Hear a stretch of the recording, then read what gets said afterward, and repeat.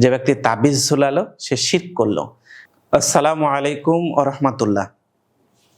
আলহামদুলিল্লাহি ওয়াহদা ওয়াসসালাতু ওয়াসসালামু আলা মাল্লা নাবিয়্যা বা'দা। সম্মানিত দর্শক শ্রোতা, ইউনাইট টিভির পক্ষ থেকে আপনাদেরকে স্বাগতম। আমরা রাত্রেবেলায় ঘুমাতে গেলে অনেক সময় ভয় পাই, আর এই ভয়ের কারণে দেখা যায় যে আমরা তাবিজ বা বিভিন্ন ধরনের ঝাড়ফুঁক নিয়ে থাকি, যেটা শরীয়তসম্মত নয়।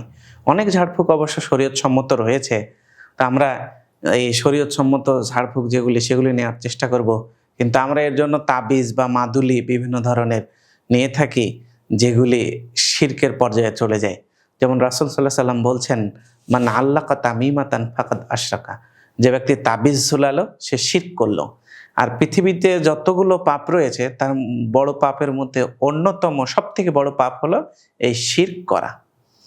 তাহলে আমরা এই রাত্রেবেলায় যদি ভয় করি, তাহলে ইসলাম একটা রূপরেখা দিয়েছে যে আমরা রাত্রে শোয়ার পূর্বে যদি অজু করে ঘুমাতে পারি, তাহলে রাসূল সাল্লাল্লাহু আলাইহি সাল্লাম হাদিসের মধ্যে বলছেন যে কোনো ব্যক্তি যখন রাত্রেবেলায় শোয়ার সময় অজু করে পবিত্রতা অর্জন করে ঘুমাতে যায়, তখন তার পাশে একজন ফেরেশতা সে পাহারা দেয় এবং সে আল্লাহর কাছে বলে যে আল্লাহ, তুমি এই ব্যক্তিকে ক্ষমা করে দাও, কারণ এ ব্যক্তি পবিত্র অবস্থায় ঘুমিয়েছে।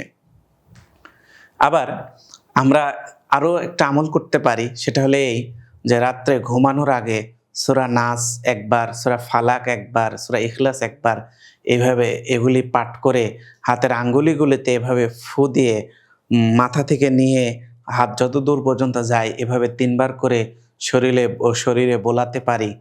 এই আমলগুলো করলে আশা করা যায় যে আমরা আবার শোয়ার যে দোয়াটা রয়েছে, আল্লাহুম্মা বিইসমিকা আমুতু ওয়া আহইয়া, এই দোয়াগুলো পাঠ করে আয়াতুল কুরসি এগুলি পাঠ করে ডান দিক কাত হয়ে যদি শুই, তাহলে আশা করা যায় আমরা যাবতীয় ভয়, খারাপ স্বপ্ন, যেটাকে আমরা দুঃস্বপ্ন বলে থাকি, এই দুঃস্বপ্ন থেকে আমরা বেঁচে থাকব।